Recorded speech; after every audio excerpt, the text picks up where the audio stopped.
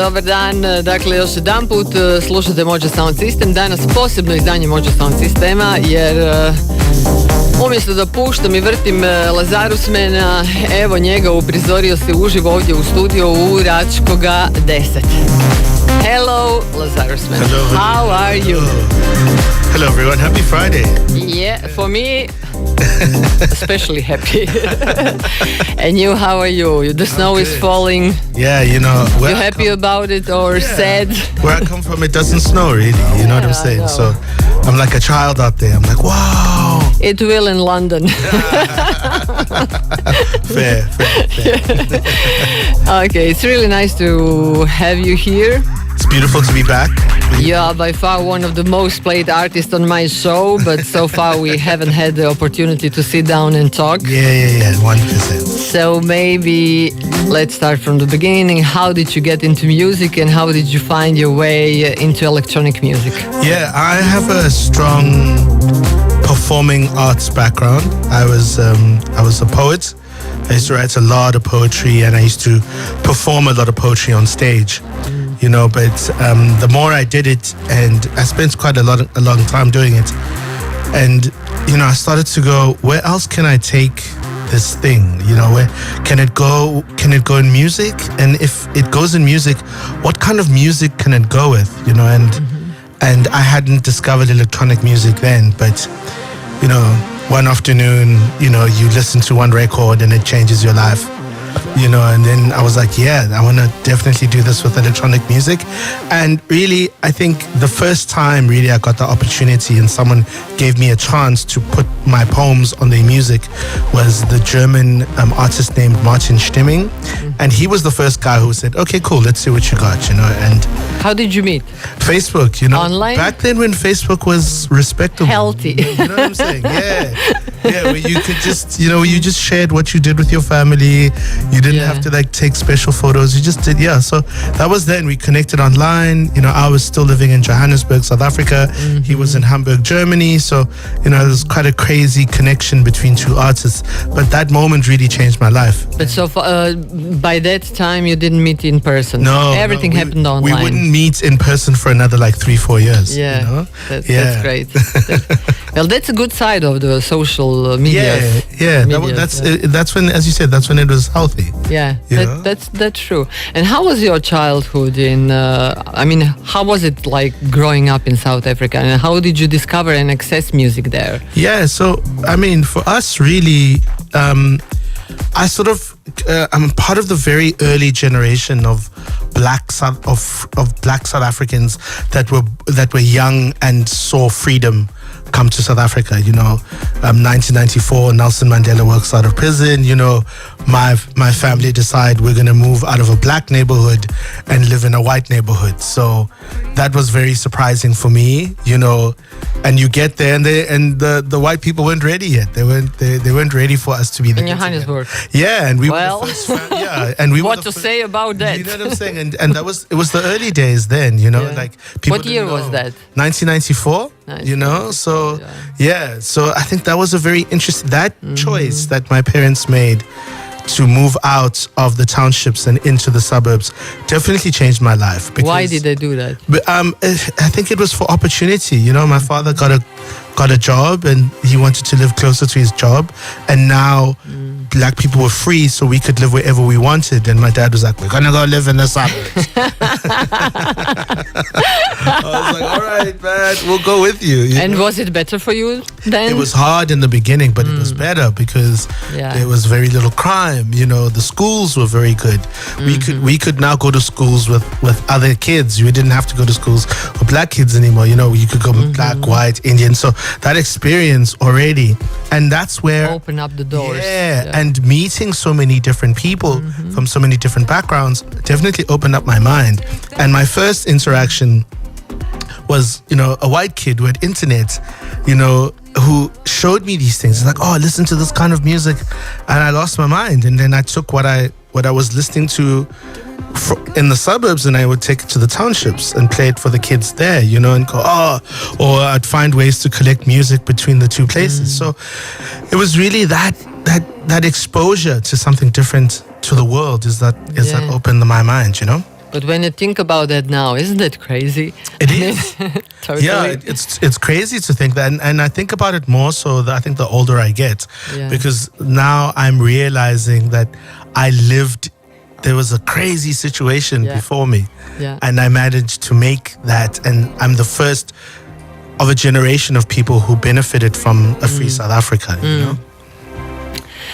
Where did your love for poetry and the mastery of the words come from? Because you manage, I mean, why I like you and why are you the most played artist in my show, you know?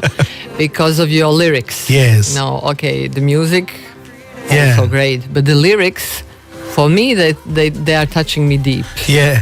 So I don't know if you are that deep or I interpreted that deep. But if you meet me, I'm not that deep. If you meet me, I'm full of jokes. But it must be something deep inside you. It's definitely something in me.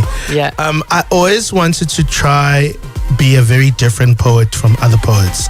I found that in my generation growing up, the poets were very serious, you know, and they had very specific topics.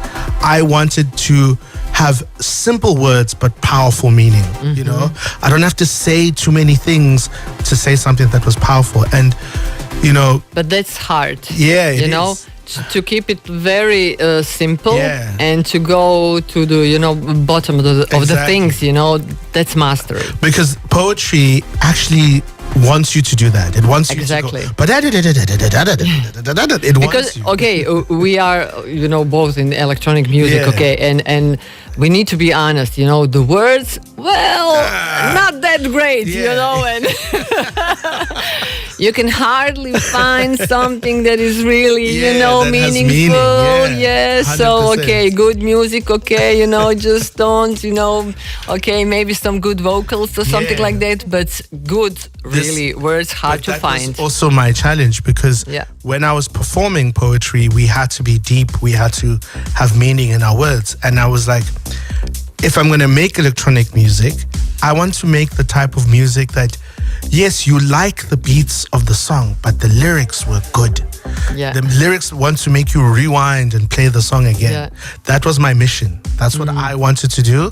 And I was like, because I was like, what's going to make me different from these other poets? Because I'm not the first poet to be on dance records and electronic music. There are others who've done it before me, but what is a way that's going to make me unique and not sound like everybody else? And a lot of the messages I have in my music are for myself, and what I found was these messages that I tell myself are actually quite universal. People are speaking to themselves in a similar kind of way. So I'm just reflecting what society and people feel. Yeah, what is in all of us inside. Exactly, and that's why it feels so deep. Yeah. And I think that in some of your and really for electronic, artists, there are not many interviews or something like that. Yeah. It seems like the guys have nothing to say. I mean, sorry. That's. I mean, if I'm gonna be, that's because sometimes they're not the ones making the music. Yeah. That's true. That's true. We live in an era like. It's an era now where there are not everybody is an artist. That's true. They are performers, but not artists. Yeah, I mean, producer is not artist for me. I'm saying DJ is not artist. You can say that it is an art, but artist for me is all-encompassing. You create, you make, you play the stuff, you know what I'm saying? So I think that's a word we need to give power to more. Artist. So important, and that's why people can't speak on what they create. Because, they weren't, they sat on a chair and went, do that, do this. Yeah, do that. True. Yeah, so that's why they don't want to come walk in here and go, how did you feel? No, I paid 500 euros for the song. How did you feel? Yeah, my arms got tired, do that, my do visa that. Card, my visa's tired, My visa's tired. Oh my God, that's totally true. I like your honesty, and this is how it should be, because if we are keeping it all, like unreal. Only the truth changes things. Yeah, 100%. So we need to speak honestly about those things to make it change. And I think that's where we need. It's what we need to bring back in the music. That's true. Because I look at the stuff that I create as art. Yeah. It is a work of art. To me, my song is equivalent to a painting, to a sculpture. It is. You know what I'm saying? You course. have to look at the music that you make like that. But if it's just quing, another release, quing, another release, then only a technical thing. Exactly. You know, you're releasing music for the algorithm. Yeah, you know? That's true. That's true. Yeah. But now that we are talking about that, you worked with many producers, including, of course, Timing, Xinobi, Cruze, I don't know, Tiger Skin, Hyena, right? Berlin. Which collaboration do you remember the most and why? Maybe the Stimming, because he was the first guy, of course, but so far you've done so many collaborations. There's a particular type of collaboration that allows me to be myself, where I can express myself, where I feel challenged by the music. You know, those songs are always like important to me in those kind of ways. And I also choose the producers quite smartly. When I get a song, I go, how deep can I go with this? You know, and sometimes the depth is making myself the subject. You know, sometimes. I think there's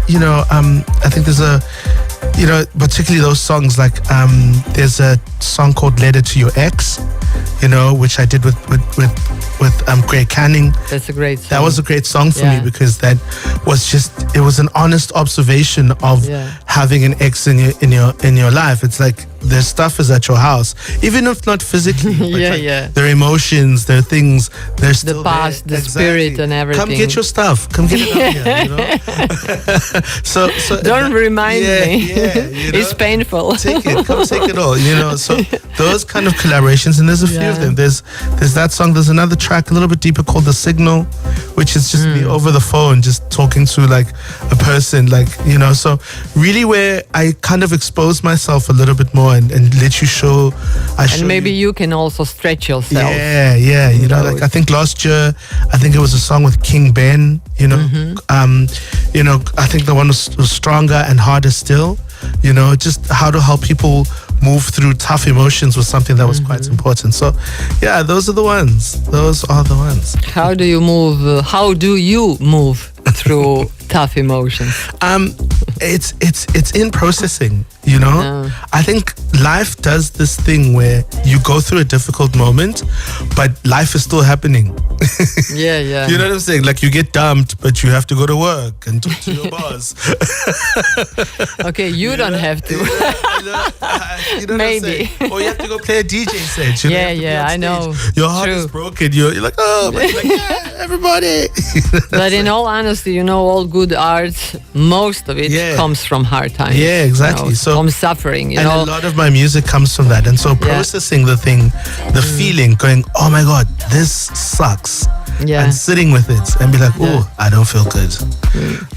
You know, that's important, because once you can deal with that and you deal with those feelings, then everything else becomes easier to sort of go through that. So, and my processing is in writing. You know, I write these things, and usually the song starts with one sentence, and then I leave it, and then I go in the studio and I just see that sentence. I'm like, oh, Harder Still.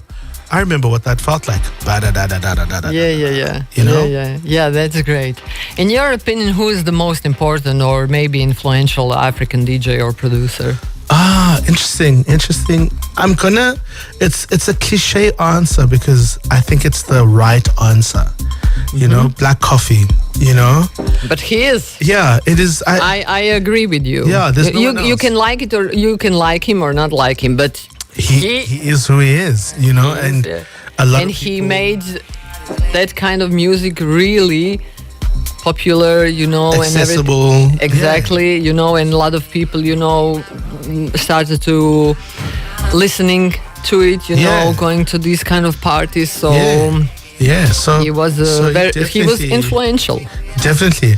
I'll never forget. I think I was like, you played with him? No, never. I was 22, 23, and I was feeling myself, you know. I just released 3 songs. I thought I would. All 3 songs went number 1 on Beatport.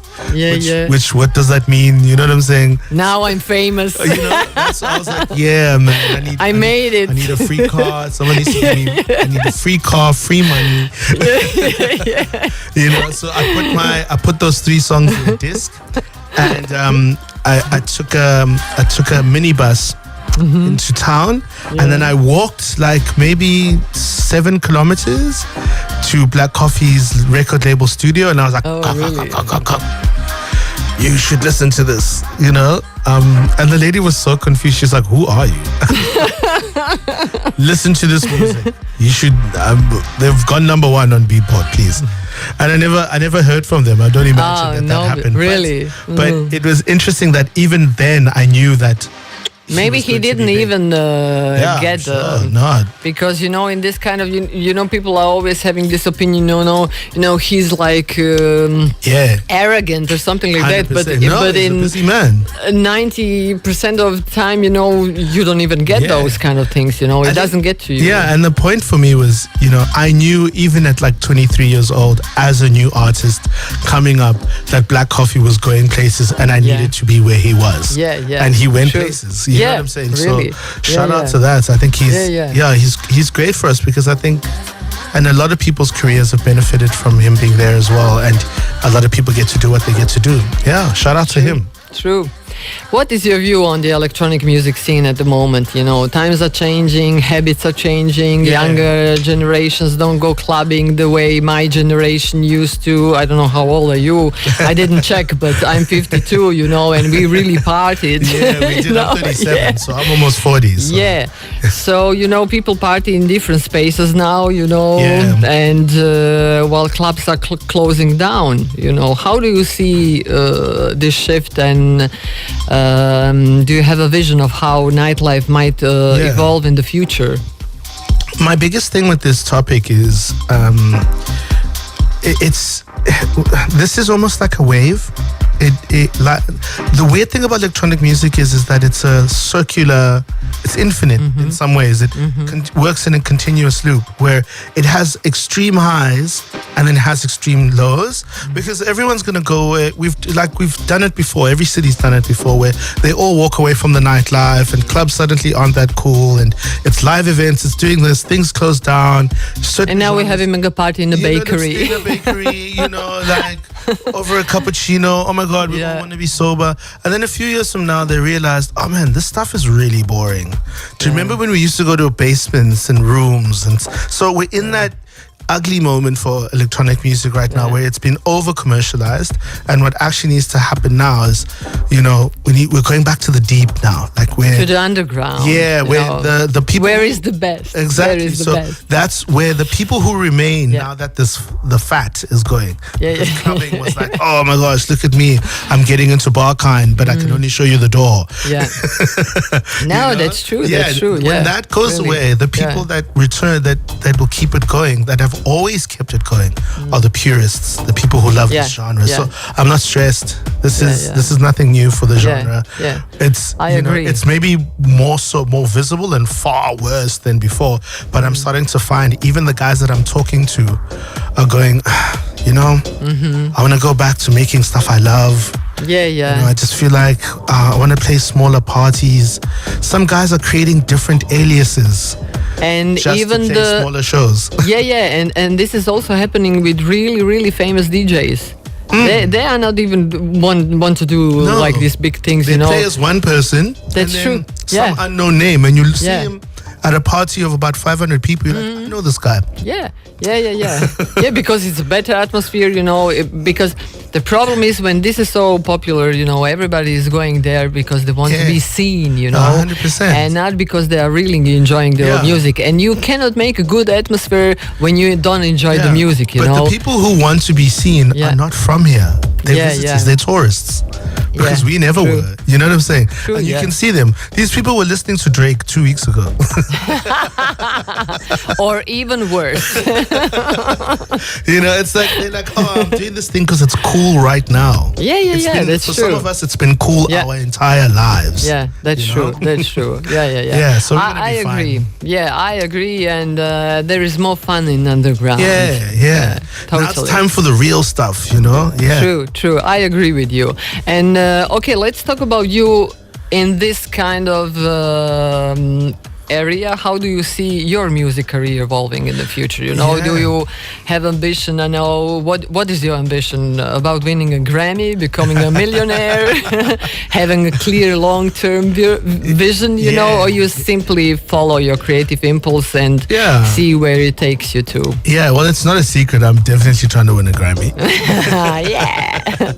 I'm with you. You know, if you ever will be nominated, you know, you have to call me. You know, because I'm a small part of it. You will be one of the first people I tell. It's nice that I'm coming here because I think the last time I came here to visit my good friend Marina, it was like that moment was a very important moment in my life because I came here and I switched from then on, and I think I was on the radio station as well. I switched and I started working on my album from then up until now, and it's kind of full circle that I'm back here on the show and the album is done. You know, I'm back in Croatia, the album is done, and it's coming out in June, you know, so that's my next step because I asked myself the question, how will my career be defined? I've been doing this for 15 years. I don't have a thing to show it. I've just been putting out all these singles. So I'm putting all the eggs except for one in a basket. So most of the eggs are in the basket, and that basket is this album that I've been making for the last 3 to 4 years. You know? But you are ready now. Oh, I'm so ready, man. I'm so excited. Overly ready. I'm like, you know, I was stressing, and no one tells you how to make an album. No one says, here's a manual. You know, you buy a microwave, there's a thing that shows you this is the buttons. There's no thing for that. Yeah, it's like parenthood, you know. Also.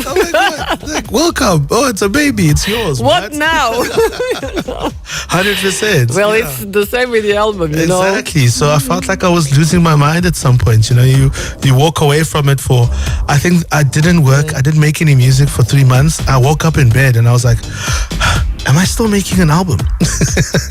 You know, like you haven't done anything in 3 months. So that's the process. That's where I am. I think we're gearing up for like a Lazarusman 2.0. You know? That's good. Yeah. We are excited about that. Does writing come easily to you, or do you have some moments that you are not very clear about it? You know, you don't know what your next step is. It happens. And I think sometimes my girlfriend would hate me and she heard to say, but sometimes I'm too happy. You know, if everything's going too well, you know, parents are happy. You don't like it? It's not being that I don't too like happy? It's harder to write because I love tension, you know.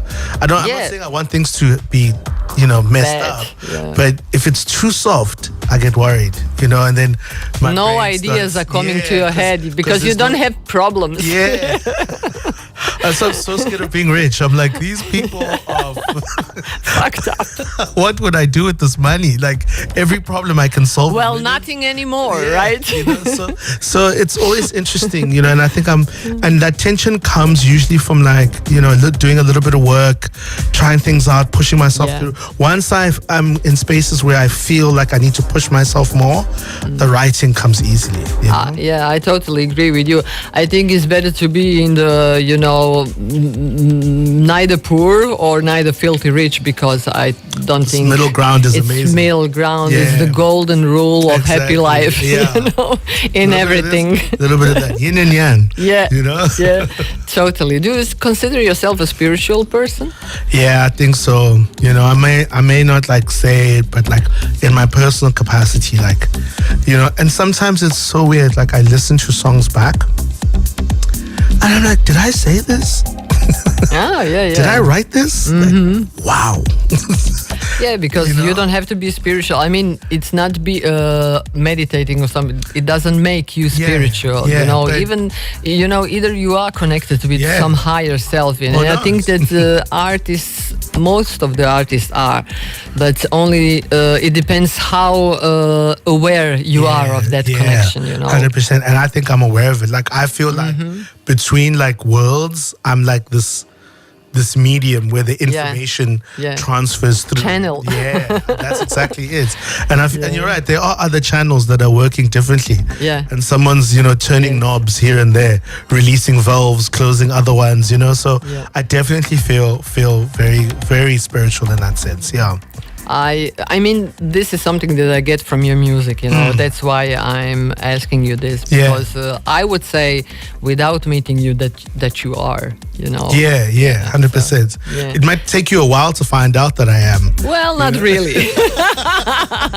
Maybe in person, but from your art, not from your art. It's really obvious. It's full of jokes. Yeah. Well, joke is good. Yeah, 100%. What values do you appreciate the most? I mean, what is important to you in your life? What does the perfect day look like for you? Yeah, values-wise, respect is the biggest one out of them, because when you grow up in a country that never loved you, when you find people that do and love and respect you, it becomes important. And the second one is consistency. Like I think the ability to be dependable, to release music right at a particular quality and level on a regular moment. I always try to make each song better than the last. Where you may not love it as much, but you're like, it's still good. Do you have some songs of yours that you don't like? After a while, too many. Really? I don't even want to mention those, don't. Some of them have just come because like guys are like, we'll pay you. Then you have like you sometimes you do them because maybe you need the money. Yeah, I understand. It's a complete It's life. Some people don't want to listen to your suggestions. You're like, hey, change this, change that. No. Yeah, for anybody who's ever been, in a studio and understands the process, for doing songs, I totally get you, understand, you have something to say and you want it to be it your way or something like that, and three other persons are just, hitting shit on you. No. And the worst thing that I'm not enjoying that, like guys will like bring a song that I did maybe 5-6 years ago. We want something like this. I'm like, guys, this is not a machine that's cutting the things in the same shape every single time. That song is the way that song is because it was made like that. I'm not going to repeat an idea. Okay, fine, leave it. But that is the issue from the beginning, that we start from the beginning of today's interviews, because they are the approach is technical and not and not artistical. That is 100%. The problem. Okay, we are almost done. I will let you prepare and everything, but tell me a bit more about the album you are currently working with, and you will today perform some of your new songs. I'll play them for you today so you can hear some of the first music that's coming out and give you a worldwide exclusive. You know what I'm saying? It's the first time I'm really playing these songs out to people. So I appreciate it. And as I said, it's really special to be back here because, as I said, the journey started here. And really the album is about identity. It's about how, we treat each other, how we perceive the world. It's also a little bit of my life story, telling you about what it was like for me to grow up, what my inspirations are, and the things that I love and enjoy. And also made with artists and producers that I love and enjoy. There are particularly people that bring the best out of me. With whom did you work with? Of course, Martin Stemming is there. Of course. There's an artist named Dawson who's there. There's an artist named Johannesburga. There's the South African FK Mash. So really just a mixed bag of artists. I'm also hoping to help people discover artists they haven't heard before.